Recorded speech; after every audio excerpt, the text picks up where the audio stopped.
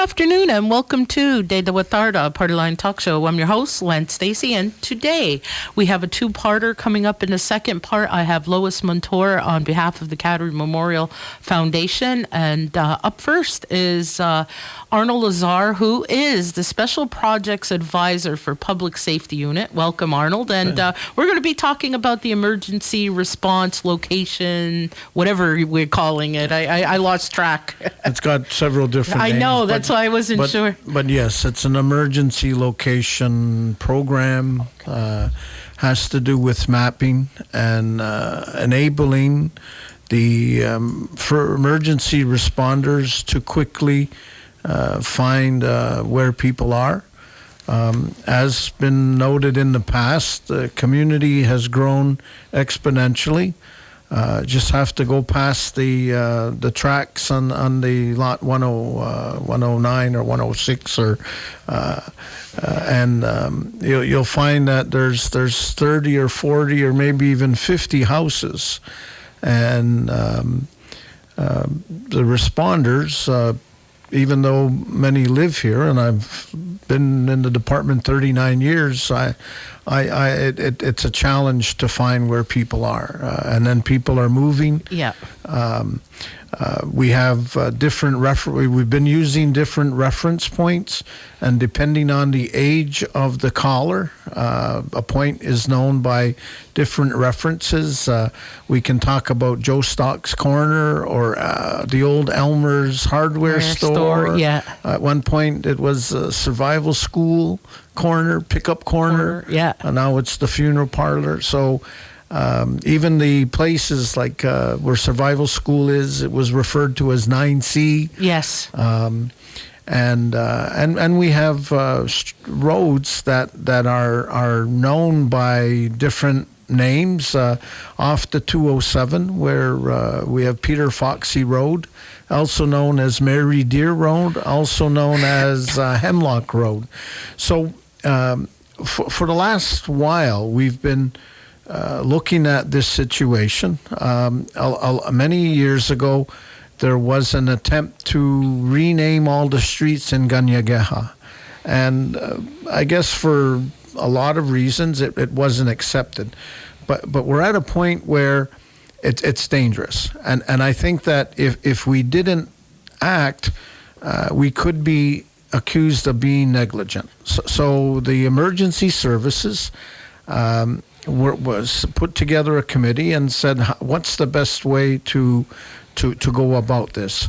So in the next 2 or 3 weeks, we want the system to be functional, but in the next 2 or 3 weeks, every home will have a envelope delivered with their emergency location number. And in the envelope there'll be a fridge magnet, emergency numbers, and telephone stickers. If they have a landline, a lot of people don't have landline. Excuse me, what is that? No, just kidding. I'm just teasing. If they have an old-fashioned dial phone, but it will be in there. And what this will do is every residence has a unique number. So what will result is they won't have to look for the greenhouse 3 doors down from point X. The emergency responders will know exactly where they are. We've just taken delivery of 17 tablets. I think they're Surface Pros. I let the technical people decide on what. Those are good. I have one of those. They're pretty awesome. So the technical people have said this is the best tablet to use. The map is downloaded onto the tablet, so there's no sharing, and so when people phone the Peacekeepers dispatch to say, for instance, I'm at 123 somewhere, the the dispatcher can convey that, and the emergency responders will be able to quickly identify where it is. Okay. Now, some of the background information. Many of the roads have commonly accepted names: Blind Ladies Hill, Old Chattagee Road, Old Malone Highway, North Creek, South Creek. So we didn't want to go through a process of reinventing everything. So those roads that have commonly accepted names were kept. Now, there's a lot of roads that don't have names. So we worked in partnership with the language group, and we said we'd like to take relatively easy Ganyageha names to pronounce, and we would go by themes. So one part of the community, it's trees. Another part of the community, it's fruit. And in the computer system, first and foremost, we wrote the proper Ganyageha spelling with the accents and items. We've included a generic spelling without the accents, which is easier to search on the database. And then we have included the English name. So we're optimistic that people will stop using the English name and go to the Ganyageha name, but it's once again, it's not more than 3 syllables. So Okay. even people who I was have going a to say, at challenge- least if it was colors or animals, I know well, those. there could be Those I know. says we laugh at who lives at Gadzinutaks Drive there. But another item that we've done is because this is our system. It's not for anybody else. So there's a lot of roads or driveways that are private right of ways. So we have developed a system that will document that it is a private right of way. But people still need to be identified if they're on it, and this way. Once again, it keeps the flavor, I guess, of Kahnawake, where we're not going to be going on the outside. So Okay. we're not putting street signs up. We're not making people put house numbers up. That's not part of our plan. People are free to do what they want. I mean, we're making it as an emergency service that you can find in an emergency your place quickly. Who would have access to those 17 tablets? Well, it's the peacekeepers and the fire brigade are the used. The peacekeepers have they have there's one for each vehicle, and then for the fire brigade, I know they're putting 2 in the ambulances, 2 in the fire trucks, the actual engines, and 1 in the command vehicle. Okay. Just yeah, and then the peacekeepers will have 7, and so that will be downloaded onto the now. People are asking, what are the implications? So the implication is, if you want something delivered to your house, the street is going to be identified, but they won't have access to the number. I mean, if anybody looks on Google Maps nowadays, you'll see that many of the streets are named, and actually many of the streets are named wrong. Yes. So we've corrected the mistakes. So if someone say orders from a restaurant in Chattagee, the restaurant in Chattagee won't have access to it unless the people give their number. And then what a lot of the restaurants are doing is they're using their own GPS for delivery. So that will. Once again, that's up to the individual homeowner. So I guess my next question is, who is going to maintain this map, and who is going to update? And is there any responsibility that the community will have? Well, the responsibility of the individual homeowners is to know where they're located. For instance, if you're at 123 somewhere, and you move, then the responsibility would be up to you to find out what the new emergency location address. They're interchangeable. That's how we're working now. Let me ask a question before we go any further. Where would people go, though? Who do they contact? Where's the main? Well, the Public Safety Unit is one place. Communications will be opening up their offices, and of course, always the peacekeepers or the fire brigade. So their responsibility is to say know where the location is.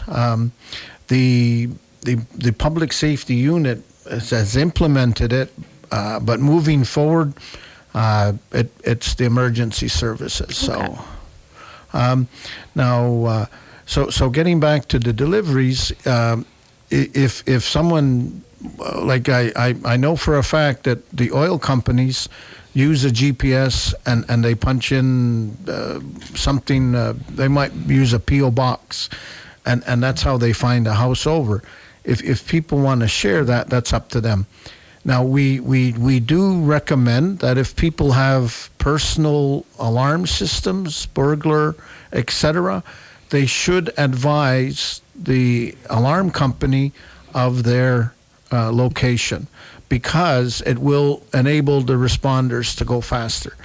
The alarm company won't have access to the map. So if they're at 10 or if they're at 15 Old Malone Highway, they won't know where it is. They can even put like 1010, right. 110. It doesn't mean anything to the alarm companies, but it will enable the peacekeepers to find the location. I know once it's implemented, I'll be letting my alarm company know, just so that they find quickly. In terms of deliveries, people will still have to use their P.O. box. Amazon or UPS won't have access to it. So if someone's going to be sending something it still has to be 123 Post Office Box 123, they won't be able to use it for their licenses at this point. So Okay. there's no mechanism for anybody other than the peacekeepers and the fire to have access to it. Now, in terms of mutual aid, we would still follow our regular procedures where if in the case of a fire, the fire brigade would arrange either for the command vehicle or a peacekeeper vehicle to meet the oncoming responder and bring them. So that's covered. I'm just thinking of what it is and what it's not. Now, when we looked at the numbers, and I'll use Boulevard Road example, we started in the east and we went to the west. So say from Church Road to Rabaska Road, right. The numbers would start one at Church Road, and if it's north of Boulevard Road, it's an odd number. If it's south, it's an even number, and the same thing east and west. So the responders, if they're going to a call, they automatically know where they're looking. If it's an odd number, they don't have to look on both sides. They're right. looking on one side, and we've maintained enough room so that if another building was put up in spaces, that there could be a designation. So I'll use thinking on the highway, not far from Kane's Corner, there's an empty lot right. that has no house on it. Should the owners decide to put a house on or something, there is a number assigned, but we just haven't Okay. assigned it. And all they would have to do is let us know that they're building, putting a building up, and it would be added to the system. That's the good thing about it, is it's a computerized system. And it's generated, so there's no favoritism. I didn't get to pick the number I wanted. It's a number that's a very logical system, and it's very easy to update. If someone does something that needs to be updated, they can. If it's an apartment complex type thing, they have the option of numbering it themselves. Okay. So say council apartments will have numbers, but if there's a block, they would be apartment 1, apartment 2. Okay.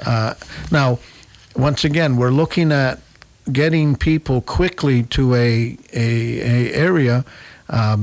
If there's say an ambulance call at something apartment, the ambulance would get immediately at the number, and then they would look for the apartment. Okay. And we can update it. Now, the other good item about it is we can overlay other systems. We're going to be putting fire hydrants.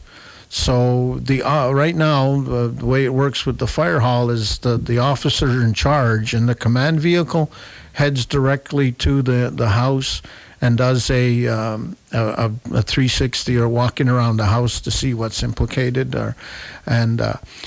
With this system, we'll be able to put where the closest hydrant is. So it helps the engineer figure where the nearest hydrant is, and it can help them do planning. There are other options, and we're going to be meeting with the other departments about how they use it. People need to realize the community is monitored, or not monitored, but is mapped out for several different ways. Yeah. And this is specifically for emergency responders. Hydro has a system. The waste management or recycling has a system. Bell has a system. So if people think we're doing something innovative, it's not. It's not.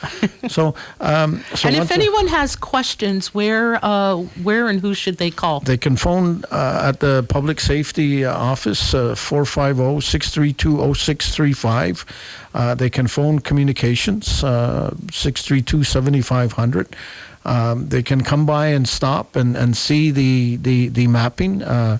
If people are not sure where they are, we're either Communications or Public Safety will show them exactly how the system works. And there's no information being collected about who's in the house. So if someone says, I'm Arnold Lazare, the map has we have no way of knowing who's there, and we don't really, for emergency services, we don't care really. We don't care. No. It's if I need an ambulance in front of say at my house, then they'll say I'm at the number 123. 123 somewhere, and once again, we're not collecting any information about who. So okay, Arnold, thank you so much for coming in. Any last second thing? No, we once again look. There will be each house will have it hand delivered, and if there's any questions or concerns, always please contact us. And we'll be more than glad to answer. Thank you, Arnold, for coming in. Arnold's Special Projects Advisor for Public Safety Unit, and we'll take a break and we'll be right back.